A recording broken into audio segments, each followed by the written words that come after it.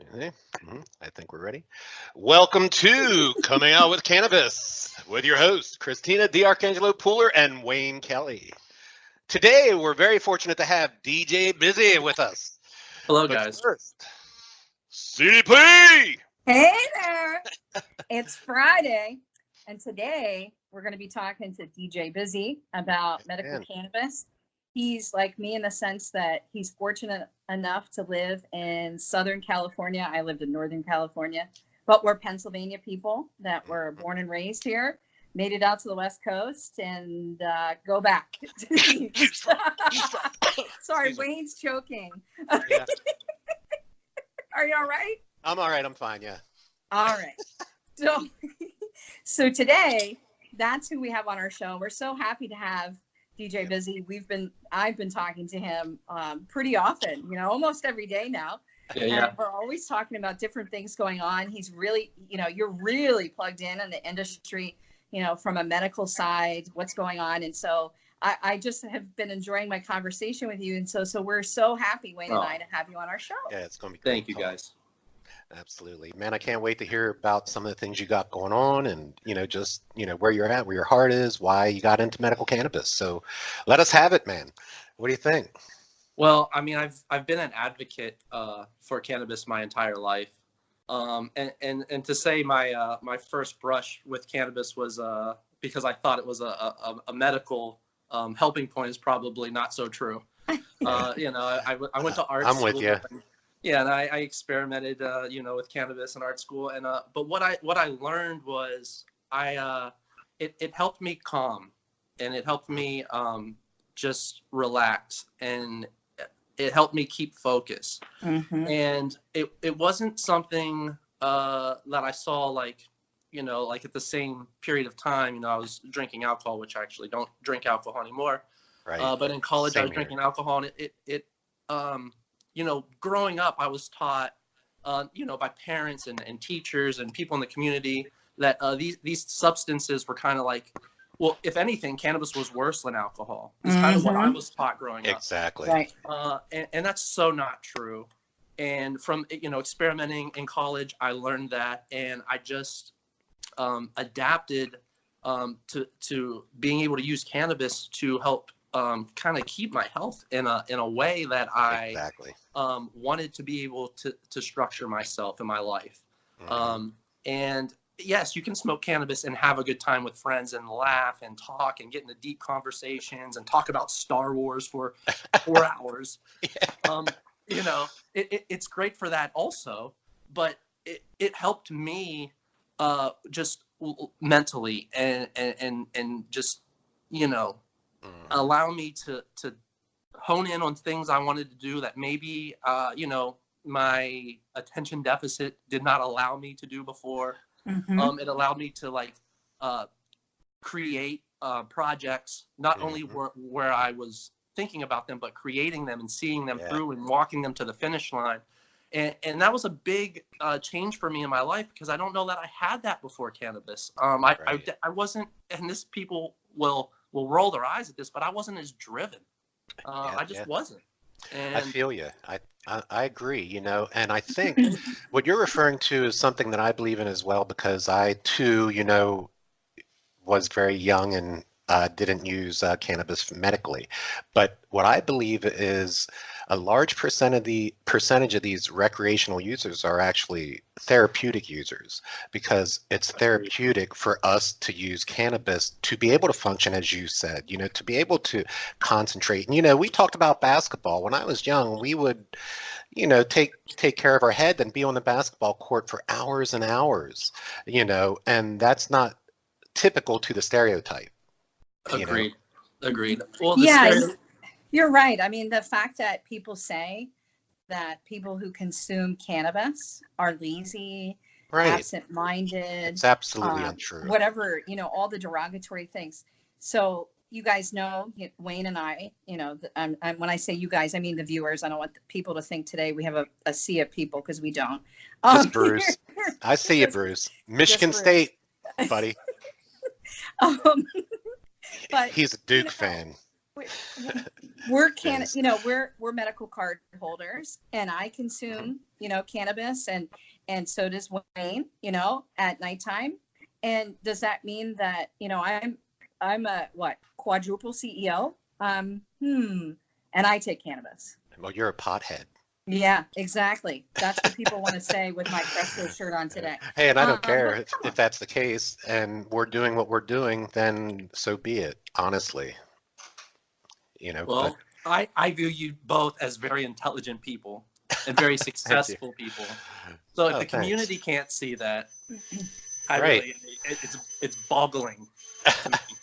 It is crazy, but It, you know, is go Um, ahead. Bruce, what is Bruce doing? Is he putting a floor down? Oops, I'm not sure what he's vacuuming or something. I'll mute him, and I'm going to give him a little what's what. This is this is unbelievable today. It's Friday, It guys. is, thank goodness. Bruce, could you keep it down? So, but no, seriously, I think part of what we need to do is educate people that just because you're consuming cannabis does not mean that you're any of those stereotypes, and that the medicinal factors are what drive us as Yep. patients to be able to live a healthy life. And Mm. I believe that not only do you know, if you're consuming cannabis and or CBD to help you with your physical ailments, whatever your therapeutic areas, you still need to have that mindful way of thinking. Like, what are you Mhm. doing for exercise? How are you eating? You know, Right. you can't just think that you're going to take cannabis and you're 400 pounds and you're going to start now dropping well, weight because you right. have diabetes. You Yes, know, like, your no, life regimen has to be, everything, it has Exactly. to make sense with everything your has to lifestyle. change. Yeah. Yep. And I have to say, since I've started, you know, my journey on medical cannabis, which wasn't that long ago, you know, I got my card right before our event in Pittsburgh in October. So it was like October 11th. It's crazy that I can remember those dates. It Um, is insane. I mean, she remembers Which everything, also Biz. shows you that it has not affected your There you memory. go. right, Thank you. right. That's a good segue into that. You're Yes, right. absolutely. Good point. You're Well, right. here, well, here's something I think I shared with you the other day, Christina and Biz. I'll share it with you and the viewers. I might be, opening my kimono a little too far, but sharing with Christina the other day, I smoked weed all through high school, up till I was 24, and well, 25 or whatever, I forget, and LSD and everything. It was the 80s. For Can I say for fuck's sake here? I think I can. For fuck's sake is an Irish term. It's not a cuss word, right? For fuck's sake is good. I'm getting a thumbs up from Bruce. Anyway, so all through high school, I'm doing all that stuff, and I made honor roll and distinguished honor roll every marking period. So again, what you were saying, it's just simply not true. It's not a medication that takes away from what's going on up here. And I was going to say too, as a result of my cannabis use and access, thank God, I really, I mean it honestly, because Wayne will tell you, before I got my diagnosis with fibro, and I didn't know I had fibro, and I had all this pain, and I told you, Biz, when we talked the first couple of times, I couldn't even walk. That's how bad it Hmm. was. Like, I had to hold on to the wall in my bedroom when I got out of bed because I could not put my feet down to walk. I mean, it was horrendous. That's And for awful. somebody like me, who's a pretty active, healthy person, I got a 6-year-old, for God's sakes. I'll be at the racetrack tomorrow. My husband starts his racing season on Saturday, Cooler Racing. So you get That's all the cars. get that plug in, Isn't yeah. the car beautiful? You know what, Biz? That's You have okay. to come when you're back in PA. You have Yeah, to come we'll go down. racing. It's Would love to so come. much fun. It's just Awesome. so much fun. I mean, it's fantastic. The people are so nice. Well, But I have to say, I've become more healthy since I've started. Now oh, that I yeah. can walk, and I wasn't exercising because I couldn't exercise, and I was always going to the gym. And now I try to make it 4 to 5 times a week. I eat super healthy now, like super healthy, because I Yep. have that mindset that it's just not the cannabis that's going to help me in the CBD. Yeah, Right. that's great. Yeah. Well, let's hear some of the things you got. I did activate the A word over here, and I had her, Alexa's going to remind us when it's time to wrap it up. So we need to talk about what Biz got going on. Yes. And, you know, again, man, just share with us what you have happening and what you want to share with the viewers. And Biz has an amazing career. I mean, the people that he bumps into on the day-to-day basis, the people he's toured Don't with. get me started. I mean, good I God. mean, Magic Johnson, Kobe. You know, I already told Juicy him J, Wiz. I mean, come on. Yeah, but Magic Johnson, Kobe. Come on now. Go ahead. I've been DJing for over 20 years, and I've been in LA for 15 of those years. Wow. So I've had a wide range of different clientele, you could say. Right. And the DJing career has been amazing. It's really helped me get also into the cannabis community with being on tour with like Juicy J and doing things like Secret Sesh out here in LA, and Rolling Loud, nice. The Cannabis Cup. So these Were are you all at different. the Dope? Were you at the Dope Cup a couple weeks ago? No, I didn't go to that. No. Okay. The only reason why I'm asking is Tikkun Olam won 3 categories and Dope, and we're connected pretty closely to Tikkun. That's awesome. And its chief scientific officer, Annabelle, Right. will be on our show next week or the week thereafter. And, you know, Tikkun's product is really, I mean, the fact that they're from Israel and they're growing in the States is amazing. That's so cool. And it looked like Israel had just opened up to home grow. I believe today that happened. Oh my goodness, I didn't see that. Good for them. So that's really cool. Look, if Israel can do this, Pennsylvania. Come on, Pennsylvania. On. Yeah. Get close to the camera there, Steve. Tell us. Farming community. Yes. I mean, come on. I know. Yeah, you're right. We are a farming community. Come on, that's where the Constitution was written, Philly. Okay? Like the fact that there's nothing in Philly from a grower standpoint. I mean, there's some parts of Philly that people could have grown, right? They could have, but they didn't win. They didn't win the bid when they applied for the application. I know this for a fact because, you know, we were in some of these applications on the second round. So that's how I know. Well, Biz is coming back this way from the West Coast. Can you share a little bit about that? Well, my plan in the future is to have several hemp farms going. Nice. In my community, which is Franklin County, which is south of Harrisburg. And as legalization takes place in Pennsylvania, I would love to be involved as far as potentially growing, owning a dispensary. Right. I don't really know what the guidelines are going to be for all that. Realistically I will be able to make happen because that's the future. None of us know right now. Right. But that's my focus for my next 20 years nice. of what I'm looking at doing. So I am just right now networking and getting the groundwork set on that and taking my California connections and knowledge and things that I learned here from helping friends at their grows or helping people at dispensaries. And I would love to bring that knowledge and, you know, back to PA and to the community. Cool. I always say you build your peripheral toolbox, you know, during your career. And that's what you've been doing. You've been building your peripheral toolbox. You're bringing it back to PA where it's needed. I mean, we need more hemp farms in PA. I mean, you know, in New Jersey, they need help. You know, well, when adult use goes legal, I mean, it's going to be a mess, I believe. So yeah, we do need hemp farms. And also, I mean, California is really the godfather, if you will, of cannabis. And in my opinion, the best growers in the world, not just in this country, but in the world, thrive out of California. Right. And I've gotten the pleasure to know a lot of those guys, and they've become very nice. And yeah, it's been a great situation for me. So you know, to say that, you know, I don't want to say that I have all their knowledge and you know, nothing like that, but they are willing to network and work with me. Nice. I would love to bring that product to Pennsylvania. That's what I was just going to ask. Are you going to bring some of their knowledge or their recipes or them back to Pennsylvania? Well, a group of guys that I just love are actually from Pennsylvania, the Bearded Bros. Yeah. Yes. Yeah. Now, Bill and Jeff are just amazing guys.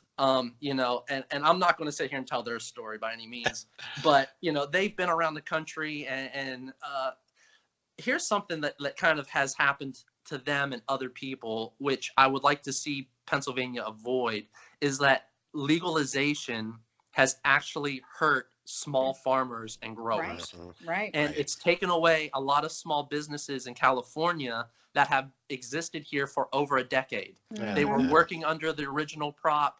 And then when legalization came, you know, a lot of these farmers were protesting against it and trying to, you know, go against actually the legalization, because the way that it was written was not in benefit to helping the small farmer. No. And that's something Pennsylvania really needs to avoid, because Pennsylvania is made of small farmers. That's not right. Let outside corporate America come in and take over what can stay local. There's no reason for that. And that's something that really needs to be pushed on politicians locally. If people have voice that are hearing this, please talk to your senators. Yeah, I mean, even the packaging requirements in California are so absurd. You know, and obviously, you know, I love California. We have an office over there. But it's just so absurd. It's causing so much additional red tape for people. And I understand that you have to have proper packaging. I'm not saying you shouldn't. People should know what is in the product, where it's coming from, all that stuff. Sure.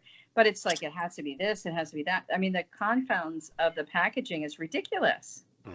Well, when I buy a bottle of vodka, there's no child-proof lock on that bottle of vodka. That's true. That's a By good no point. means do I feel like a child is going to get their hands on my bottle of vodka. I don't even drink, but I'm just using that as an example. That's a great example. That is a good example. I have one in my freezer.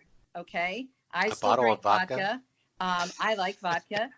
That's, you know, the only hard alcohol I drink is vodka, and I keep it in my freezer. Do you think my 6-year-old son is hitting the bottle of vodka in my freezer? No. He knows that that's not for him. He knows that's mom's stuff, and he doesn't touch it. Because you have educated him. Right. And here's where we come out of the state of taboo. And we stop this nonsense where, oh, we don't talk to our kids about this. Right. No, talk to your kids about this. Right. Kids be talked to. Right. Raise your children. Teach them respect. My son went to school like 2 weeks ago and said, my mommy works in cannabis. She and her team have a cannabis. This is what he went to school with. Amazing. And I was like, you know what, Craig? That's a good job. You're proud of what your mom's doing, you know, and you know, he's so well-rounded, but that's because he's exposed to it. I don't hide him from it. That doesn't mean he's watching porn videos, people out there watching this. He's not exposed to the horrible things, but you know, he's not in the side room rolling a joint right now. No, not at all. And my stuff, my stuff I take. She doesn't think. I keep it in my safe. You know, like I literally keep it in my safe. And you don't mess around with flour anyway. No, and I don't take flour. I take, you know, spray tinctures, CBD tincture. I do RSO at night. And even when I make I make my medicine, my little edible, I never do that in front of Christian, you know, because I don't want him to see that. But he knows that I take it. He's been with me to dispensaries before where I've had to pick up my product because I was desperate. And the only time I could go was when he was with me, unfortunately. And he doesn't think anything differently. I mean, that's just, he knows it's medicine. And just to also take away the taboo of the dispensary, you're not walking into a drug house. This isn't a trap house we're talking about. We're talking about a very nice facility. Beautiful. Oh, it looks like a pharmacy. You won't go in there and feel violated. No. Or like you're doing dirty or anything. No. Exactly. Yeah. No, I mean, the majority of the dispensaries, especially, you know, the ones I can say that I've been to in Pennsylvania, they're beautiful. I mean, I always say they are the flagship. Cresco up in Pittsburgh, their dispensary is beautiful, and the people are so nice and smart and helpful. I mean, this is a place for people to get their medicine, and that's what my son's being taught. You know, he never sees me act crazy or wacky or you know, because that's not why I take cannabis. Yeah, it's so stupid. Well, and those kind of activity, those impressions of folks that do take cannabis are just nonsense. I mean, really. I'm old enough to remember when they did show us those movies in high school, and where people are just falling down the street and stuff So because ridiculous. it is. And I mean, and I've shared in this conversation my experience, and I've never seen anybody do anything like that on cannabis. But No. um, I mean, in the hey, 1900s, they were referring to Frankenstein as it related to cannabis. Do you guys remember that prohibition stuff back in the 1900s? They had Frankenstein. Like, seriously, because when I was at, lobbying, what, a week or so ago in DC, we were talking about that. And somebody put a slide up with that crazy ass Frankenstein.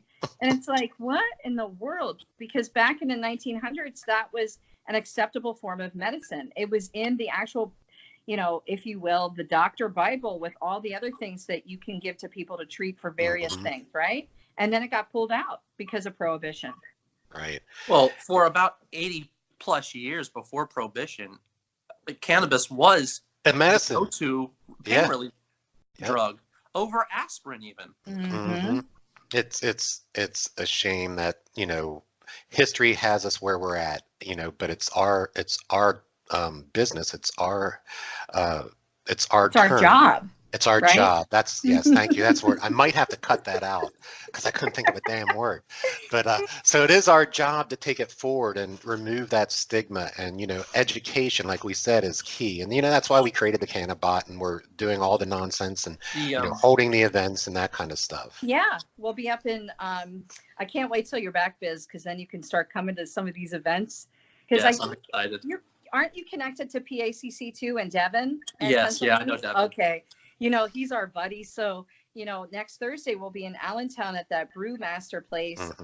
They're having an educational event and we're coming up, for it. And Wayne's coming down from Harrisburg. And it's just to help people understand what we're doing, how we're trying to help the community, educate people. And, Right. If we can help one person or change yeah. one person's mind about cannabis, then we've done what we were supposed to do. Yeah. My goal was my parents. Yeah. My goal was my parents, and I think I have made a lot of leadway. Hey, Fantastic. Same here, Biz, because my dad shows up. Yeah, because, Sorry, I was drinking. That's all right. I go to my parents every Thursday for dinner. C will tell you this, and they roll out their handful of pills. They got like 9 pills. I know. You know what I mean? Like a Ziploc bag Right. full of pills here, know? Oh, yeah. No, they have their container. They open it up, Monday, dump them Tuesday, out. Wednesday. Yeah. So I had this conversation just a couple weeks ago, with them about, hey, are any of those pain pills, you taking anything for anxiety, Mom? But they are listening now, Biz, and that's the good thing. Yeah. Well, my dad is actually dealing with the beginning stages of Parkinson's.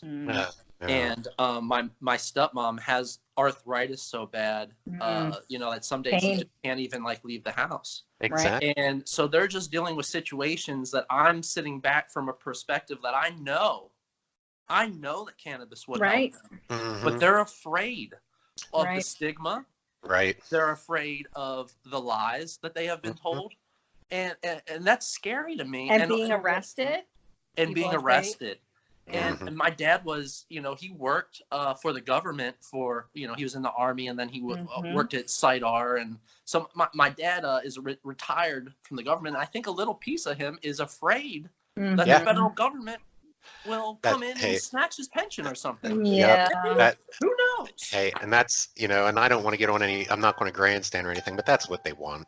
I mean, really, they handcuffed the nation and created a nation of legal drug addicts where they profit and farmer profits, and they don't want to change it. I mean, look at that thing with Purdue. What was it? $270 million settlement in New Mexico. Yeah, it's absurd. Hey, the state, the attorney general got him. Also, yeah. Oh, absolutely. The beginning of that. But real quick, guys, I think our time is getting close. I did have Alexa. She just told me it was probably 5 minutes ago now to wrap it up. But before we do, because we're going to have to, we could probably talk all day, but I know we have some things coming up with APA. Biz, we talked about doing some events with you, and I mean, what does that look like? Let's talk about that for just a couple minutes, because that's something that we're going to do through Affinity Patient Advocacy and yourself, and create uh, host these events that are going to help patients. So, Biz, if you can touch base on a little of that, what you're thinking. I mean, I know you got some friends that might be involved. Well, I think, just getting the word out there and being able to spread the word and having these this communication with people and getting this knowledge across to them is very important with this whole process moving forward. Right. So yes, we are all pushing for people to be able to better their lives with medical cannabis, and I'm pushing for recreational cannabis or therapeutic cannabis to be able to come to Pennsylvania. That's what I would like to see happen. So for that to happen, education has to occur, and now's the time. This is the moment where we come out and we have these discussions with people and we talk to people. And I think a great way to do that is to provide people with entertainment and fun. Right. And maybe we provide comedy showcases, or we provide Absolutely. music showcases. Right. We provide art showcases, and we get people to see that this is a community. It's friendly. It's safe. Beautiful. It's Beautiful. okay to be involved with. People are amazing, honestly, in this community. I think we bring that together as a community and a unit, and we show people what's going on, and they're going to be blown away, honestly, because it's not what they were taught. It's not what they have been shown. There's not a bunch of drug addicts that are going to be like laying on the floor like knocked out. That is not what this is. No.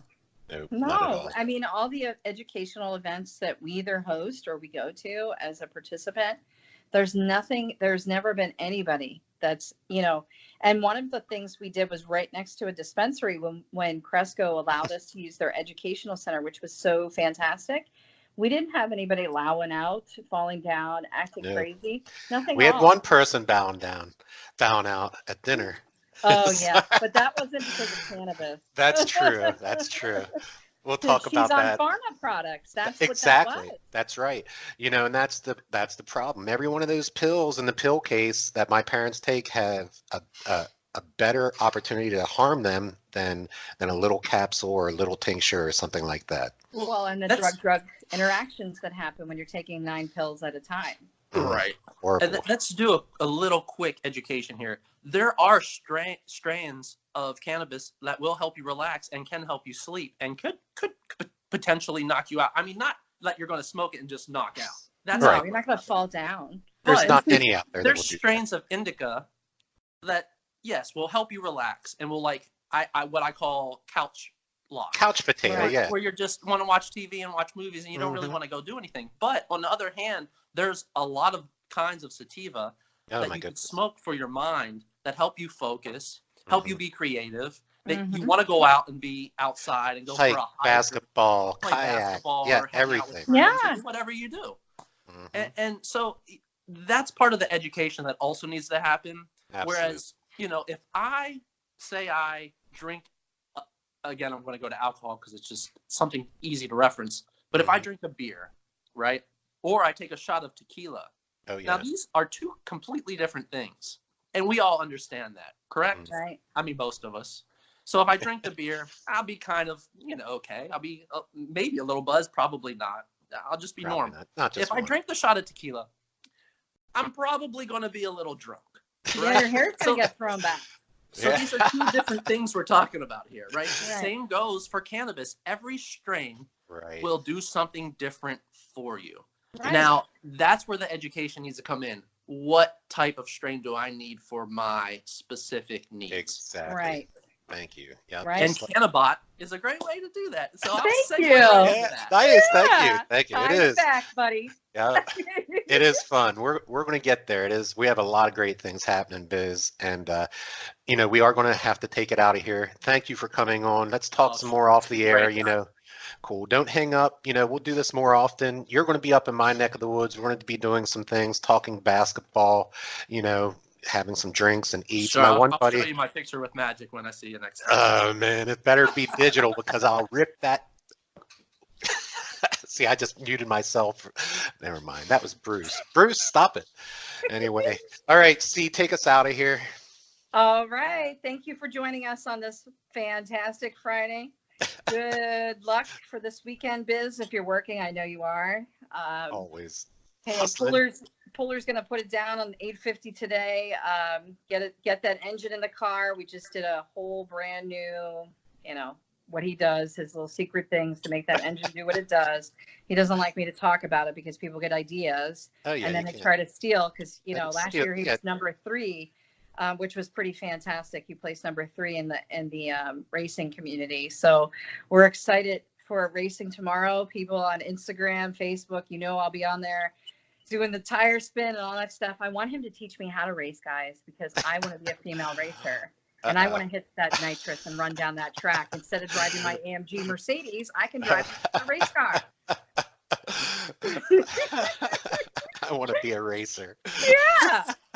I've always wanted to do it. So, nice. Yeah, that's what we'll be doing tomorrow, folks. So thank you so much, Biz, for coming on. Like fun. Oh, thank you, guys. I had a great time. DJ Bizzy, thank you. Thanks for coming out today. Have a great day, everyone. Yeah, man. Take care. Thanks. Bye.